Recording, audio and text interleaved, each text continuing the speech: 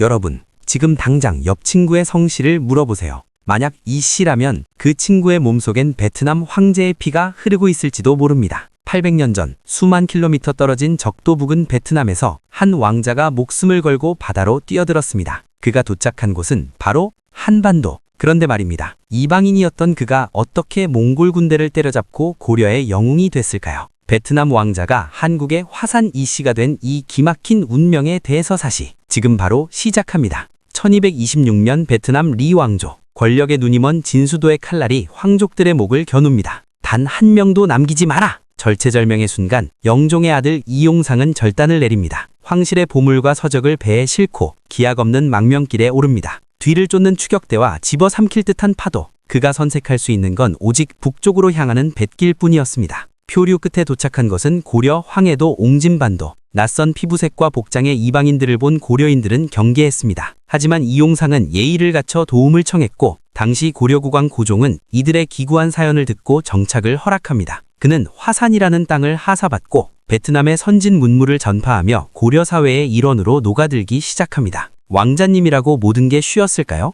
아닙니다. 가장 큰 문제는 바로 언어였죠. 성조가 화려한 베트남어만 쓰던 이용상에게 고려말은 외계어 같았습니다. 시장에서 물건 하나 사는 것도 고역이었죠. 한 번은 이용상이 옹진의 특산물인 숭어를 보고 베트남식으로 요리에 대접했는데 고려 사람들이 그 맛에 반해버립니다. 언어는 안 통해도 맛으로 먼저 소통한 셈이죠. 그는 낮에는 밭을 갈고 밤에는 촛불 아래서 고려 글자를 익히며 서서히 이 땅의 일원이 되어갔습니다. 하지만 시련은 끝나지 않았습니다. 세계 최강의 정복자, 몽골군이 고려를 침공합니다. 1253년 몽골의 거장 살리타이가 이끄는 철기군이 옹진을 포위합니다. 하지만 이용상은 당황하지 않았습니다. 그는 베트남의 늪지대 전투에서 쓰던 매복과 기만 전술을 고려의 산악지형에 접목합니다. 몽골군을 좁은 골짜기로 유인한 뒤 미리 준비한 거대한 바위와 화살 세례를 퍼부었죠. 특히 몽골군이 생전 처음 보는 베트남식 대나무 함정과 화전 공격에 혼비백산하며 퇴각할 때 이용상은 직접 성문을 열고 나가 적의 수장의 간담을 서늘하게 만들었습니다. 옹진성까지 밀고 들어온 적들 앞에서 이용상은 숨지 않았습니다. 그는 베트남에서 익힌 병법을 동원해 성벽을 쌓고 주민들을 훈련시켰습니다. 나에게는 두 개의 조국이 있다. 하나는 나를 낳아준 베트남이고 하나는 나를 받아준 고려다. 그의 칼끝에서 몽골 기병들이 추풍낙엽처럼 쓰러집니다. 전쟁이 끝나고 승전보가 개경의 궁궐에 낳자 고려 고종은 무릎을 탁 쳤습니다. 귀화한 이방인이 우리 백성을 구했구나. 왕은 이용상을 불러 직접 금잔에 술을 따랐습니다. 그리고 그에게 화산군이라는 봉호와 함께 옹진군 일대의 땅을 하사하며 베트남 황실의 제사를 지낼 수 있도록 배려해줍니다.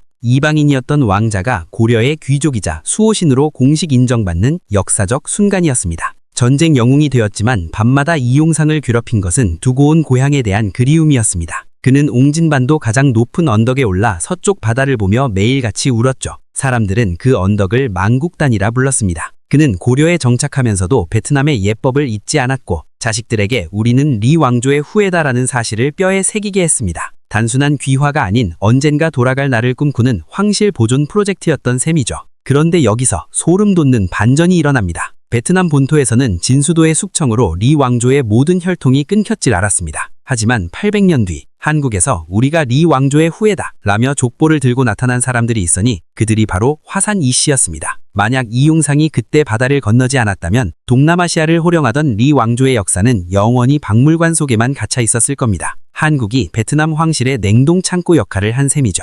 이 드라마틱한 역사는 현대에 들어 거대한 경제적 가치로 변모합니다. 1995년 화산 이씨 종친회가 베트남을 방문했을 때 도이모이 정책으로 문을 열던 베트남은 열광했습니다. 삼성전자가 베트남에 거대한 공장을 세우고 성공적으로 안착할 수 있었던 배경에도 화산 이씨 후손들이 양국 정부 사이에 신뢰의 다리를 놓은 공이 컸습니다. 800년 전 왕자의 탈출이 오늘날 한국 경제의 핵심 파트너십을 만든 신의 한 수가 된 것입니다. 단순히 성씨 하나를 넘어 화산 이씨는 우리에게 말해줍니다. 진정한 성공은 처절한 절망 속에서도 자신의 뿌리를 잊지 않고 새로운 땅에서 자신만의 가치를 증명해낼 때 완성된다는 것을요. 여러분의 뿌리에는 어떤 위대한 이야기가 숨어 있나요? 혹시 알아요? 당신도 이름 모를 어느 나라의 왕족일지. 화산 이씨의 이야기는 단순한 귀화기가 아닙니다. 생존을 향한 처절한 사투이자 자신을 받아준 땅에 목숨 바쳐 보답한 의리의 역사죠.